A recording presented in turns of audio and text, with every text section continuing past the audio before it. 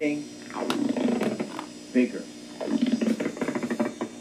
Most of us just sigh and pay more taxes, but not this man. So basically, I would describe the American government as psychotic.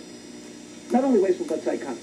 Martin Gross, his book, The Government Racket. Martin Gross was a writer and former editor who founded Book Digest magazine and sold it for enough money to buy this big house in Connecticut. Then, at age 64, he sat down to research a book on government spending. I began first by reading the budget. You read the book? Every word. Every word. Took me 2 months. Does anyone read this thing? No, I think I'm the only person in the history of modern America who's read this. No president's read it. 2,000 pages. And you learn a great deal just by reading it. So it's not that easy to read. It's 6 pounds of fine print. Very fine print. But there's a lot in here. How much the government owes? $4 trillion. There's the $200,000 that goes to the Commission for the Preservation of America's Heritage Abroad. The $3 million for the Barry Goldwater Scholarship Fund, and so on. Yet despite all this detail, Gross discovered that there's a lot of money being spent on things that are not really defined in here. More than $200 billion, that's a seventh of the budget, is classified other services. So I called OMB, and I said, what are other services? They said, we don't have it categorized.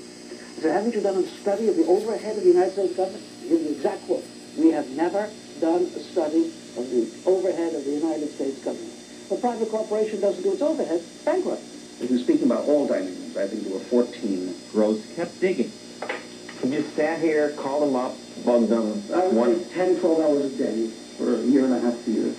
Yes, can I have Congressman Shea's office? I must have made thousands of phone calls. Yes, a Senate Governmental Affairs Committee. Hundreds of officials. Maybe you can help me. Hundreds of public relations people. To make me happy. I was a pest. I can imagine. Oh, yeah. I'm a pesky kind. He pestered officials into sending him piles of reports. This is the clerk's report of the House, and every 3 months they send me this big copy. This is every nickel spent in the House. This is actually more thorough than the American budget. They have $30,000 worth of sandwiches that the whip spends to entertain his friends. You see, these people are not ashamed to spend their money. They think it's wonderful. The book is The Government Racket. His book didn't make waves right away. But now, a year after publication, Gross is hot. The mainstream media have gotten interested in government waste. So Gross is on most every talk show. You and I were paying for it. $170 billion, totally unexplained. $1.3 billion each year. $270 billion a year, trillion dollars. And the taxpayer pays for everything. Yeah, I'm glad to have you with us this morning here. And when the Senate holds a hearing on waste, they invite the budget director and Martin Gross, too. I must stress to you, gentlemen, that the American people are angrier than you think they are. He criticizes Congress, but they quote him anyway. Washington Waste from A to Z. If we read that book and implemented half of those recommendations in there, we would please a vast majority of the American people. We asked Gross to give us a short Washington tour to point out some examples of bloated government. How about the Agriculture Department, he said. This is one of the great boondoggles of all time because the Department of Agriculture costs an absolute fortune. It gets bigger and bigger as farming gets smaller and smaller in America. Back at the turn of the century, we had about 3,000 people in this department. We had 6 million farms. Now we're down to about 1 million full-time farms, and we've got about 60,000 people. At the rate the department's growing, we'll soon have more agriculture bureaucrats than farmers. It was Gross's book that called attention to the astounding mohair subsidy. Last year, the Agriculture Department paid a subsidy of almost $200 million to make sure some sheep and goat farmers stay in business. Why? Because decades ago, some congressmen argued it was crucial for national security that we have enough wool to make soldiers' uniforms. Most of today's military uniforms aren't even made of wool. But no matter, the subsidies keep coming. Gross then took us to the Interior Department. They are the largest landowners in the world. They own most of the West, and they mismanage most of the West. This department sells land for $2.50 an acre, and they buy land at $50,000 an acre, and they buy a lot of land. While they're making land deals, they're also producing things we don't need. They have a lot of crackpot schemes, and one of them is helium. Back in 1929, they started hoarding helium and producing it. They now have $1 billion worth of it underground. That's enough to last 100 years. They make it at this plant near Amarillo, Texas. The helium program was created after World War I to make sure we had enough helium for blimps. But we don't really fight wars with blimps anymore. Today, NASA does use some of the gas in the Space Shuttle fuel system, but NASA could buy it from Exxon. Exxon makes helium. We don't need a government helium program on which the debt is growing by more than $100 million a year. Gross then took us to one of America's biggest construction projects. There's going to be an international trade center. Look at the size of it. This is just the hole for the foundation. 4 football fields have been in here. It was Congress's idea. Let's build a trade center, they said. Private companies will pay the rent. Except the project got so expensive, private companies couldn't afford the rent.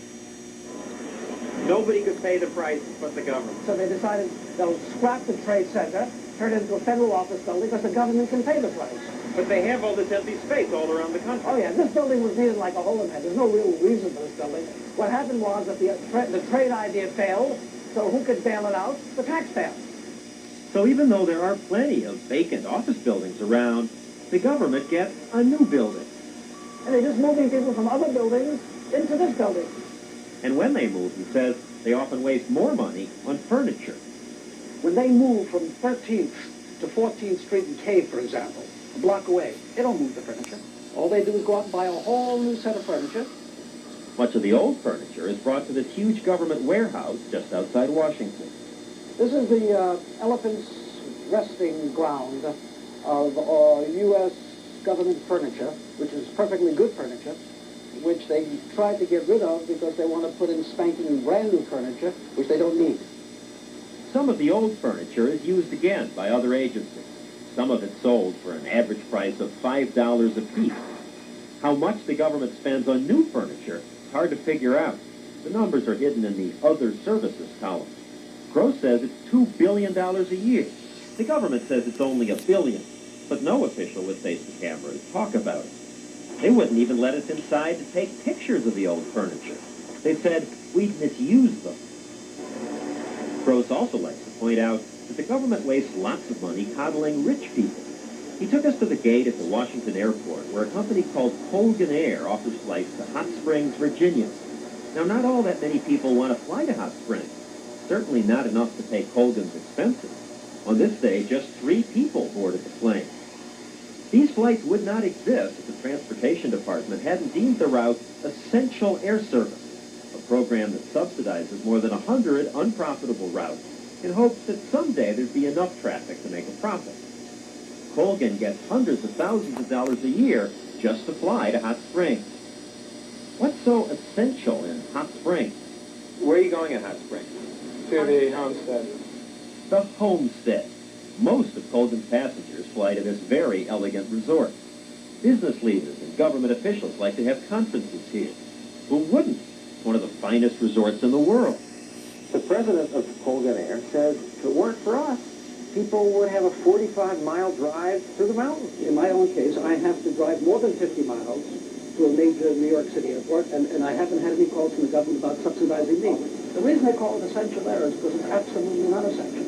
They subsidize flights to Hyannisport, which is a vacation resort. They subsidize flights to Killington, the ski resort, so you wouldn't have to hurt your little cookie on the accelerator driving 45 minutes from New Hampshire. This costs $39 million a year to do this all over the United States. A few congressmen thought it was a good idea. They passed it. They have no idea what's going on and couldn't care less.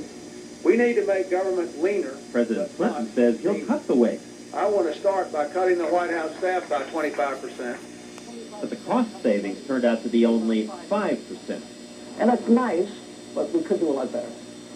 Over the years, the White House staff has grown so much, they've had to keep putting up new buildings for them. Started with the White House about 1800, then the second building as they overflowed was the old executive office building.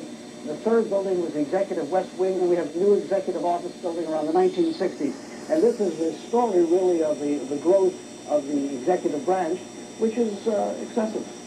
Gross says Clinton could cut his staff in half to 500 people. He can't run America with 500 people. Well, JFK did it with 375. America's not all that different. Harry Truman did it with 285. Well, JFK did it with 375. America's not all that different. Harry Truman did it with 285, and Harry Truman brought an $11 billion surplus with the Korean War, the Marshall Plan, and the GI Bill. This government is really out of kilter psychologically. They feel that there's no limit to the amount of money they can spend and enjoy. Of course, Congress has grown even more. This is the place that's created most of the growth of government. Wasteful programs don't just happen. They're created here, and Congress rarely cuts them back. It almost never cuts its staff. Staff has grown up from JFK's time from 3,000 people to 12,000. They would say they need all these people because America is much more complicated now. Yeah, it is more complicated, and it's government that's made it more complicated. Nothing works in the United States where the federal government puts money in. Nothing? Not come on. Well, you say works, it depends upon the aim of the program. If the aim of the program is to make rich farmers richer, it works. If the aim of the program is to electrify farms that have already been electrified, it works. If the aim of the welfare program is to make the poor poorer and to keep them out of the mainstream and assimilation into the middle class, then it works. So, of course it works, but the targets are all wrong.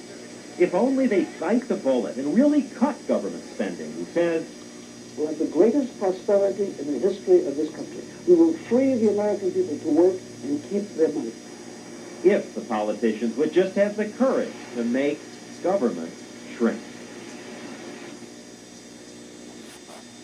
Human lives. The business was